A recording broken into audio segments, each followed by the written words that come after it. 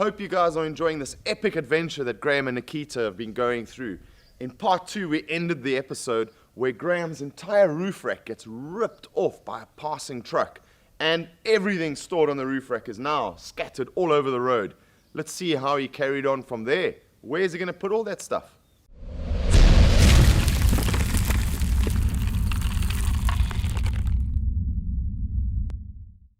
Another whole different world of pain. But, you know, we got to that point, and that was 7 days of travel across that track. Madness, man. Track of hell. Like, I had one point, I pulled up on the side of the road and a car came the other way, a truck, and it hit my roof rack and literally ripped the whole roof rack off. It was hanging on by one post on the back. Yeah. Holy crap. All my fuel and everything just ripped it clean off and just carried on going, didn't stop. So I had to get out of the car, bend it back, and then I had to lash it to the roof. And a bit further down the road, I was parked up looking at it, and some guy, random dude in a brand new Land Cruiser. What's your problem? Told him. He said, follow me. Turns out he was an engineering professor at a school not far up the road who took us in. He said, come and stay with me the night. We did. Took everything off. His boys came and took the roof rack off the car. Yeah. Left. Came back at 6 o'clock in the morning, all completely re-welded and fitted exactly back on the roof. You're kidding. Not a word of a lie. I'm stood there, open mouth, unbelievable, in the middle of nowhere. I'm telling you, middle of nowhere. So, right, we're off. We've got to get to Malawi now, right? So I hit the tar road and we start driving. Yeah. Again, you think you're going to be there quite quickly, but you know, we made good time. I think we must have got to the border around lunchtime, if some of that memory serves. I can't remember exactly, but we got to the border and I thought, oh, here we go, another border crossing, going to be a pain in the ass, blah, blah, blah, all your paperwork, yada, yada, yada. Going into Malawi was no drama at all. So literally down the road, all the way in, hit the border, brilliant. I thought, oh, this is going to be a breeze. We're going to get to Chitimba, where we're heading towards. Just before the road up to Livingston in Malawi is. Yeah. And at the bottom there is a camp called Chitimba. And we'd heard that the Overlanders use it. So we knew that there was a decent place there.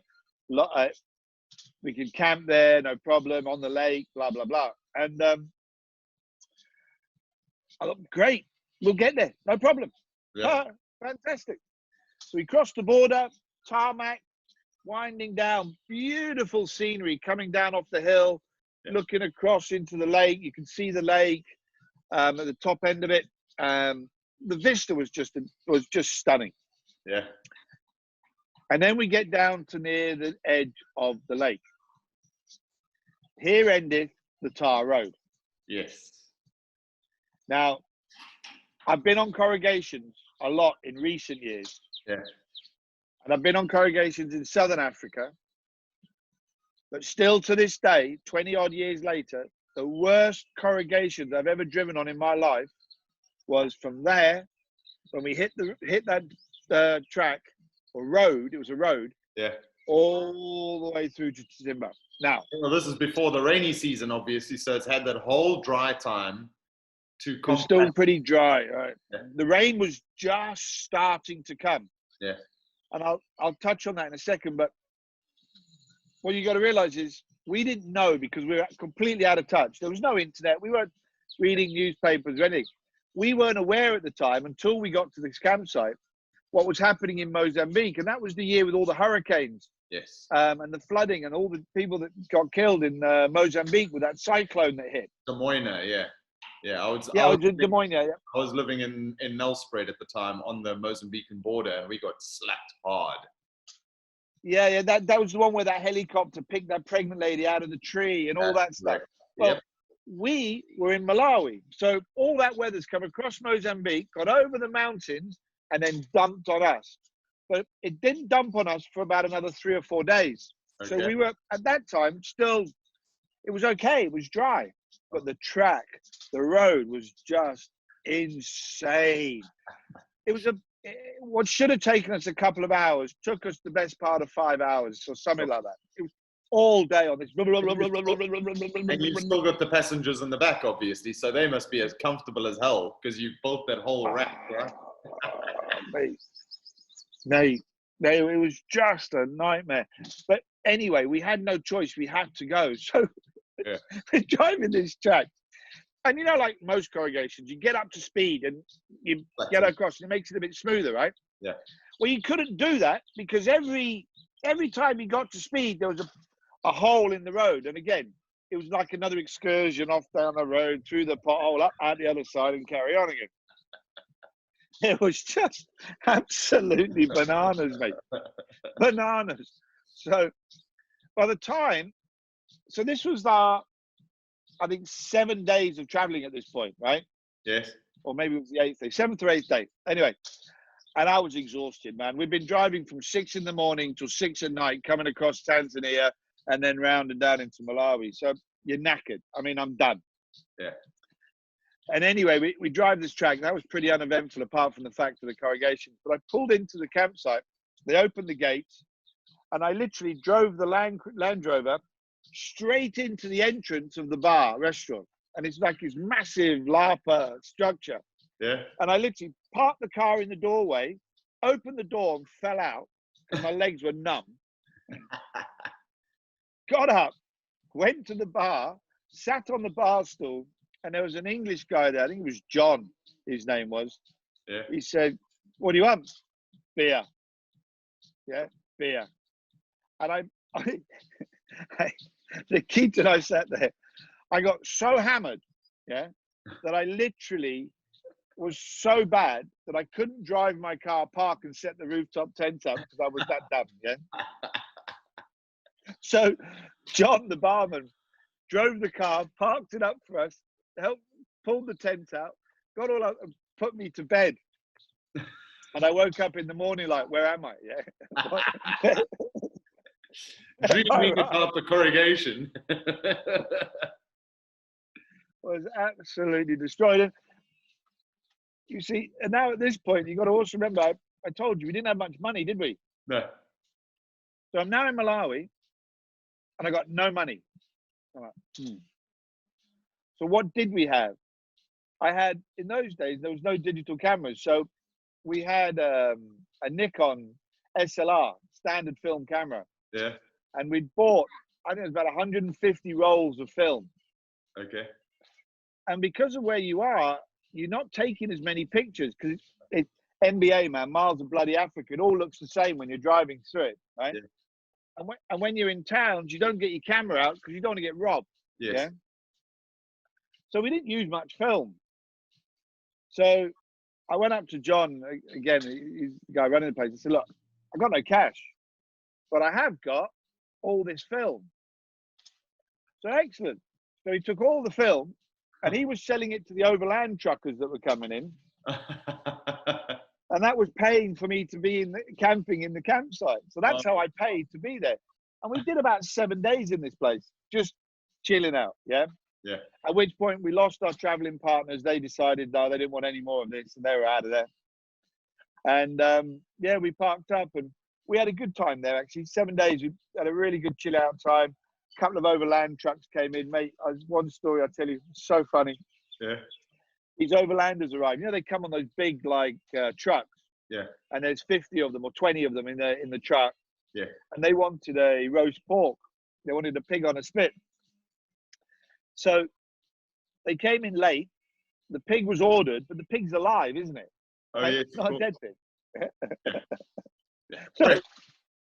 So they tie this thing up to the truck, and all night this thing goes squealing away. So the following morning, all the women and all the guys said, "No, we can't eat that pig. No, we can't eat it. No, can't eat it. We don't want it." So the driver, who I met later on, he was a cool dude. He said, "Okay, no problem." So they all went off and did their thing, and they were leaving the following morning. Yeah. So what he did is he kept the pig on the campsite, over in the pen, and then in the morning, early morning, before everybody got up, he got the pig and he stuffed it in the locker underneath the truck because they were going south to a place just after Mazuzu in Malawi, which is the main town. He put these guys back on the truck, drove them all the way to the next campsite, and then you get out of the truck, everyone just disappears off to go swimming, right? So he pulls the pig out, sends it to the guys who slaughter it, and said, "We're having roast pig tonight." And he probably charged them for another pig.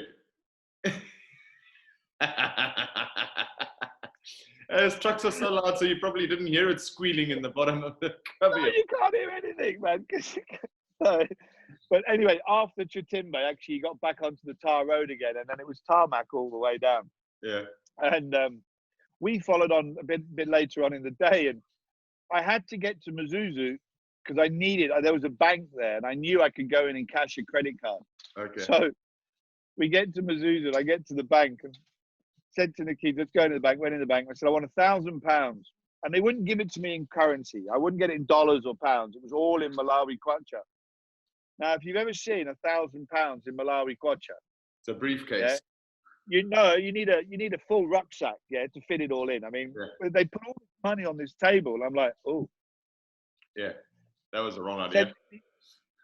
Well, I had no choice, right? So I sent Nikita back to the car, and she came back with a rucksack, and we stuffed all this money in the rucksack. And then we got out of there, and obviously we were very conscious that people would have seen this amount of money kicking about, right? So we drove up the road, and I pulled off the track and went up the road somewhere and hid for a bit. Got all the money out and stuffing it in all these boxes and places where we could put it. And then followed on down to the next campsite where we met up with the same truck driver who was doing the pig. And when I pulled in there, I said to the guy, I said, "Look, I've got all this kwacha. What's your plan?" He said, "Well, we didn't stop in Mazuzu. So we've got to go back to Mazuzu to, everyone needs currency and get some money." I said, "Well, look, don't. I'll exchange everybody's money here, but we'll do it at first light, 5:30, 6 o'clock in the morning, so no one sees us." Yeah. Because I wanted the currency. Yeah. So basically, I played bank on the side of in this campsite on the side of the lake, and changed most of my kwacha. What I didn't need, I changed all of it. So I now had US dollars or sterling, and changed out the kwacha, which was fantastic. So he done me a big favor. But the night we arrived at this campsite, because we'd been in Mazuzu, we'd been vegetable shopping, and Nikita, being a vegetarian, who was pseudo-vegetarian, because being a veggie in Africa is not really going to happen. But we bought all this beautiful, all this new lettuce and fresh veg. Yeah. But by the time we got to the campsite, this lettuce had just gone and limp. Yeah. Because obviously your fridge was working really well, right? Yeah. The sauna was great. Yeah.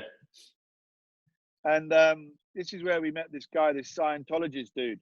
And he pulled up next to us in his brand new, fully kitted out Land Rover Defender, rooftop tents, slide out fridge freezers, everything. And he was parked next to us. And we put the table out and put this lettuce on the table, and we're looking at it. And he walked over and he said, "Would you like to have something to eat with us tonight?" I said, "Love you, man." And he pulls out fresh steaks and boerewors, all sorts of salivating. I haven't seen any of this in months, right? So it worked out really well that time. And then the next camp we went to, we bumped into his mum and his dad. Oh, wow. And they were waiting in this campsite. I've got a photograph of them in this big mobile home. And he was trying to find them. We didn't know because we met them the day before. So when we pulled up at this campsite, parked up, set up ourselves up, and we started talking to them. And I said, "Oh, well, we met him," and blah, blah, blah. So they sent one of the cars off and they found him. And this was like New Year's Eve, New Year's time at this point. And I hadn't spoken to the family for about 6 months. No comms with Dubai at all. We were getting close to it. And he had a sat phone. So I said, "Look, can I borrow your sat phone to call my mum just to let her know we're alive, and she'll call me back?" He said, "Fine." So I managed to get a call out to my mum and dad to tell them that we were alive and everything was okay and don't worry and blah, blah, blah, blah, blah. But yeah, really, really, really cool. And that was on the lake, yeah? On the lake, yeah. Well, we couldn't go any see. Now, what I just said, all the rain had come through from Mozambique. Yeah. So now all the road crossings and the bridges south, there was another campsite that we went to, was closed. They'd all been washed out, so nobody could go south. Yeah, yeah. You had to wait the weather, wait it out, or you just didn't go. So a lot of the Overlanders were sitting in campsites, sitting it out, or some turned around and went back to Tanzania, which is what we eventually ended up doing. We got into a campsite, and I got bitten by a spider. Oh no! And yeah, and they'd all been saying, look, wear socks and shoes around the bar and the restaurant area for malaria, mozzies. Yeah. And for the first time in months, I put a pair of trainers or boots on. I can't remember what it was, and it rubbed the spider bite, and that flared the infection. So I woke up in the morning with a foot, my foot was swollen like a football, and I was getting this pain in my groin. It was the infection going. So we spent about 4 days trying to deal with this infection, and it was getting worse and worse and worse. And I was literally, I think, 24 hours away from going to see a witch doctor, because that was the closest thing. I couldn't drive myself back to Mazuzu because I couldn't drive. My foot was too bad. And a truck came in with a medical journal, and we looked it up in the medical journal. It says, for spider bites, treat it with penicillin. Okay. And in my medical kit, I had Augmentin, which is penicillin. Mm-hmm. So I started taking Augmentin, and that sort of solved the problem. By which time the inflammation went down, and the hole in my foot, which was like that deep, started to heal after that couple of days. And then I thought, look, we can't go south. This is wet. I need to get to dry land, get out of this damp to heal my foot. And that's when we made the decision then to turn around and then head back to Tanzania. Okay. So instead of heading south, obviously now Des Moines is stopping. You're not going down to Cape Town any longer. Now you're heading back towards Kenya. Yeah, we had to turn around and go back. One, money. Two, the fact no one could go past on the roads because of the weather. Yeah. And I couldn't sit in Malawi, so we turned around and headed home. But before we did that, we spent quite a bit of time. We did a dive in the lake. Went diving with a bunch of lunatics in the lake, man. You know those little whiskey sachets you get, the plastic sachets? Yes, yes. Yeah. So these nutters would sign well to go diving, and it's not deep, and it's terrible viz, man. It's dirty water, normally because of all the weather and stuff. Yeah. Going down there, ripping open sachets and sucking in whiskey at the bottom of the river. I'm like, oh, mate, you know, oh no, this is a disaster waiting to happen. So, and then one of the people that were there, nice. oh mate, it was just, it was carry on diving. It was just. Well, it's a cheap way to get drunk. Yeah, well, yeah, cheap way to kill yourself if you're not careful, right? True that. Yeah. Did you ever experience those the midges coming off the lake? I suppose with the weather. Oh, the lake flies. Mate, yeah. You've never seen anything like it. You'd sit there. I'll see if I can find a photo online right now, and I'll show the people so that they can understand what it is. But it's insane. You just don't. You cannot, unless you're there and seeing it or in it. Yeah. You know, you don't realize how bad it is.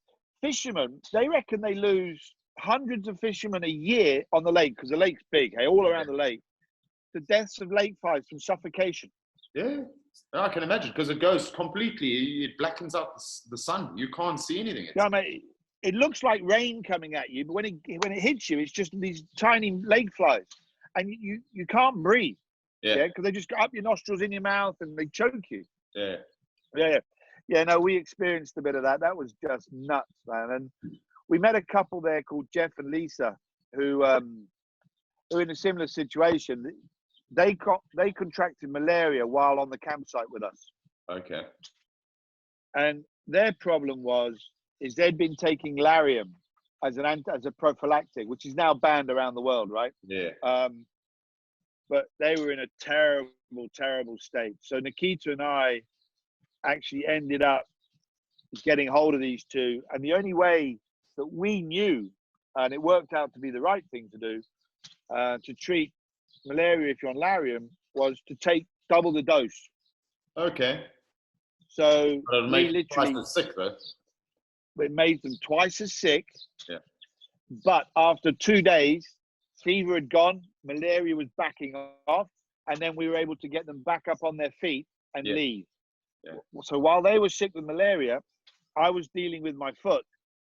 And then when we were all pretty much okay, that's when they came back with us in convoy, and we drove back then through Tanzania, and we drove back up. In fact, on that road, we picked up a guy from North Korea. Sorry, no, he was from South Korea. Yeah. And he was showing us photos of him hiking in the mountains in Korea.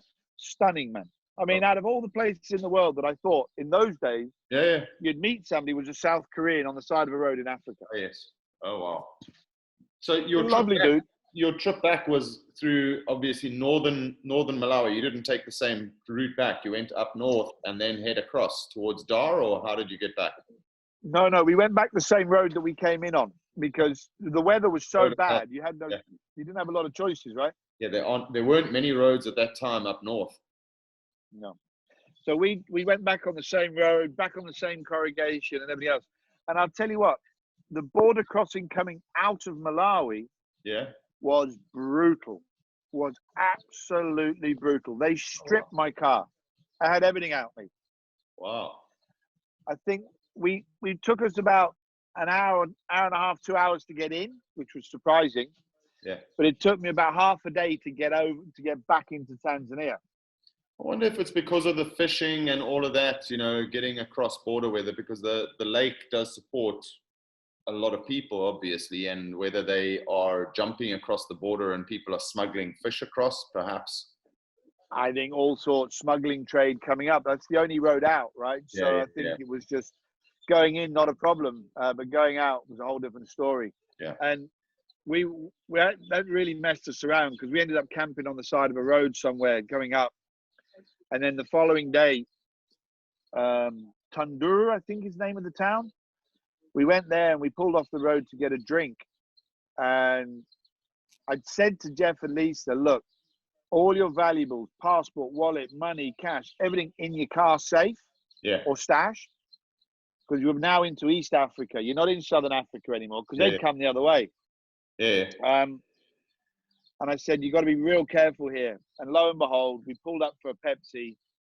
They got distracted chatting out one side of the car and their bag went out the other side. And all their passports, their credit cards, everything, man. Oh, no. So, I mean, I've got photographs of that because we had nothing else to do but take pictures of kids doing backflips and stuff. But what essentially happened was...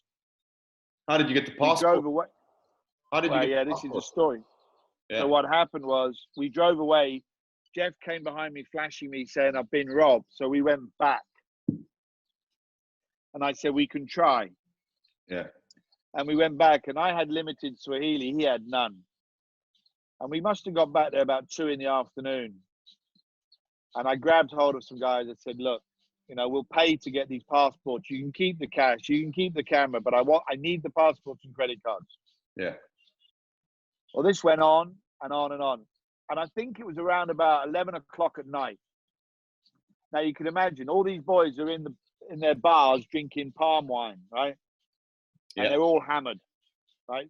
And I also knew that the more hammered they got, yes, they might be aggressive, but they'd be easier to handle if it did go wrong because they're pissed. Yeah. So I started to get a bit angry at this point, and I had the old runga and the machete out and started making my own demands at this point in time. And it got pretty aggressive and scary. I put myself in a situation I didn't want to be in. Yeah. And we could have easily been killed and left on the side of the road that day, but we didn't. We got our stuff back. Okay. And Lisa, the girl with Jeff, she moaned, "I want my bag." I said, "You got your passport, your credit card, all that, and now you want the bag?" Yeah. She said yes. So I told her to think of sex and travel. Got in my car, and I went straight up the road because I knew there's a town with a hotel in it because I had nowhere else to go at this point. Yeah.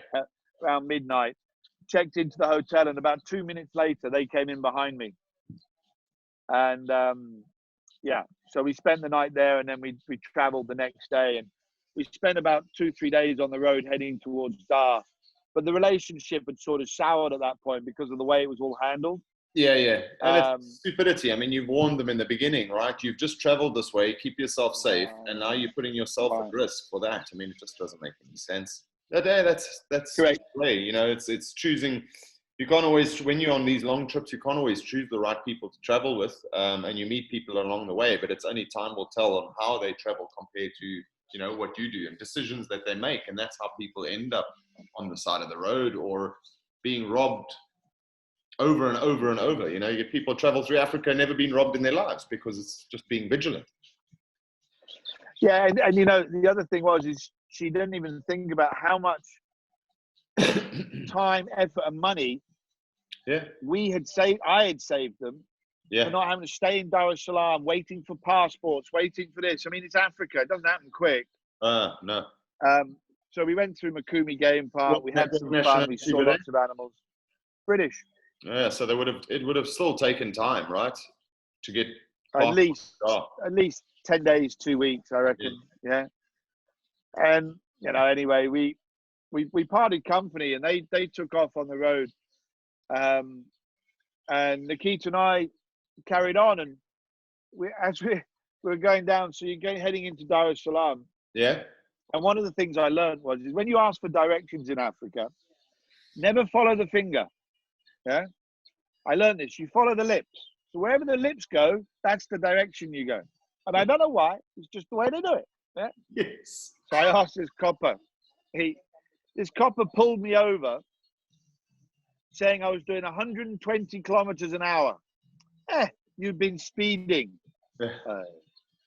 In his white suit. I've got you on my speed. In their white suit, everything happy with his speed gun. Yeah. And I said, pun. I said, no. I said, I got out of the car. I said, you get in the driver's seat. You drive back up the hill, and I will test you full speed down the hill. You're being naughty. I'm naughty. My car doesn't go over 80 kilometers an hour, buddy. Yeah. You know, it's just not going to happen. It's a Series 3 4-cylinder petrol engine loaded up. Where's he going? Yeah. Anyway, we had a laugh with him, and I asked him which way to go. I said, "Where is Dar es Salaam?" So he goes, "Ooh."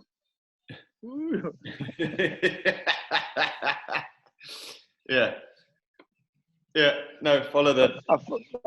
I followed the lips, and the lips got me home. So, yeah, and that's when we started then heading our way back up. And you know, did you manage to do Zanzibar while you were there? No, we didn't have the money, mate. So we couldn't afford to pay. We couldn't afford to go across and stay there. You know. Yeah. Because once you're there, you don't have your vehicle, and that's the only unfortunate thing about Zanzibar is you have to leave your vehicle in Dar, and when you get to the island, you got to pay for accommodation. So it's quite an expensive excursion. And then once. Yeah, and where do you leave your vehicle? And where did you leave your vehicle? Where's it safe and all that? Today there are lots of secure places to leave your vehicle, but it's once you get to the other side, you can't really explore. Because you've got to rent a vehicle or you've got to take taxis, and they're so expensive. And it's such a pity that we can't overland in Zanzibar because it's beautiful. It's one of the islands that probably the only island. I don't really like islands, but it's the only island that I'll keep on going back to.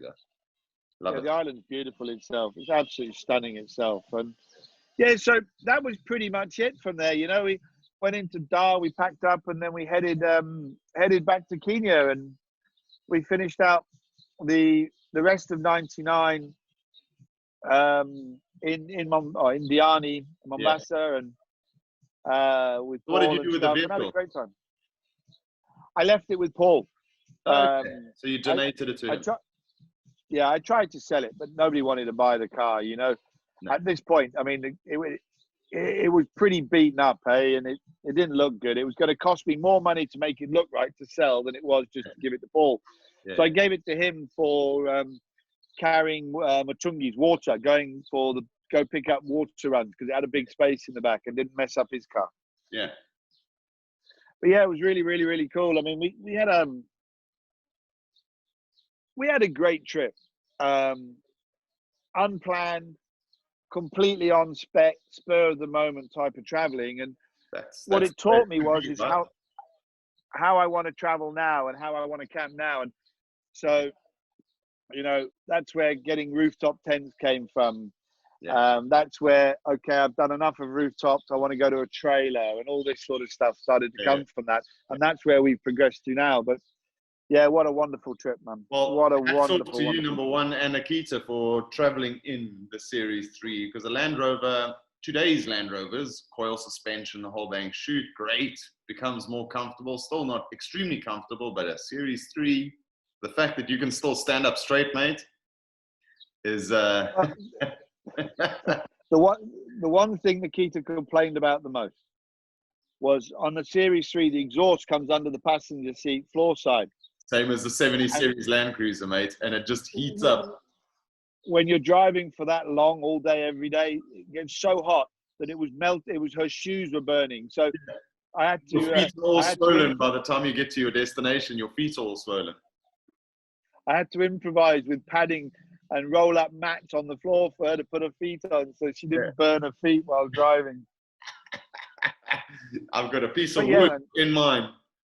Thick piece of wood, and then the carpet goes over, so Ant's feet don't get hot on the long drives. The other thing that was was a bone of contention for me is my fuel tank cracked and went again. Oh no! So after the robbery, and we were traveling to Dar, I lost all the. What happened was on the bottom of the pipe, the fuel pipe gauge pipe, was a filter on the bottom, and it got so clogged up because the fuel's so dirty that it wouldn't suck up fuel. So I had to drop the whole tank out of the car on the side of the road again. I think I sent you some photographs of that. Yeah. I was not impressed with that on that day, I can tell you. Oh, no. So my fuel tank, and the heat through the car was, I think, my two bones of contention with that car.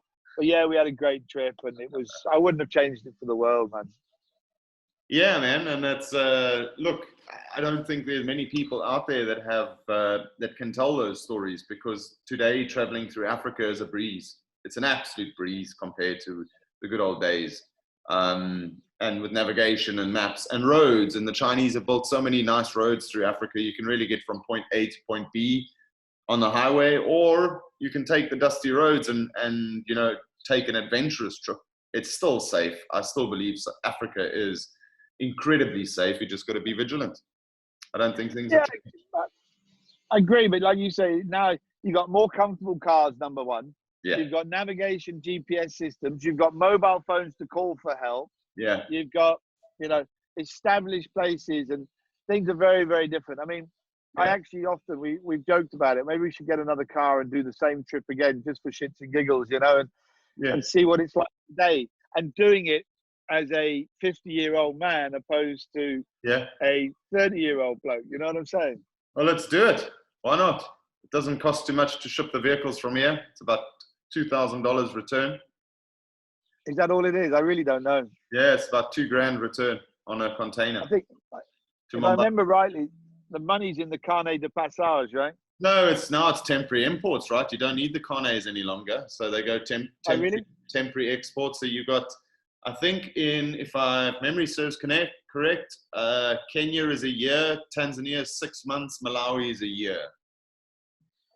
I'll have to research it again, but you get the temporary temporary import that you can drive the vehicle there for that time.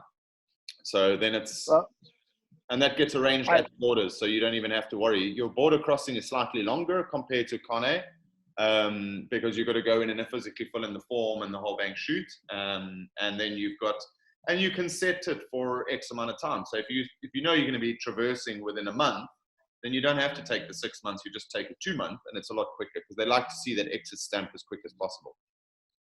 Okay, yeah. I mean, but in '99, mate, I promise you, my logbook on the car wasn't even in my name. The logbook on the car was in the name of the North Keancop Catholic Hospital. Oh, wow. I used to pull up to borders with photocopies of it, with the original in my pocket and a photocopy of it, and just take my chances and see what happens. There were a couple of occasions where I had to send Nikita out to buy a couple of Pepsis just to keep the guy happy that it was all good. Okay.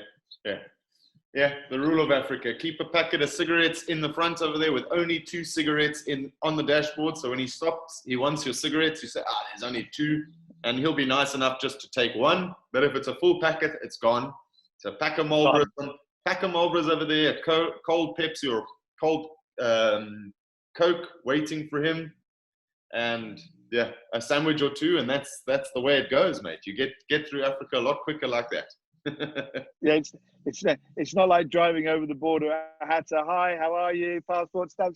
Nice to see you. Have a great time. Bye. Yeah, no.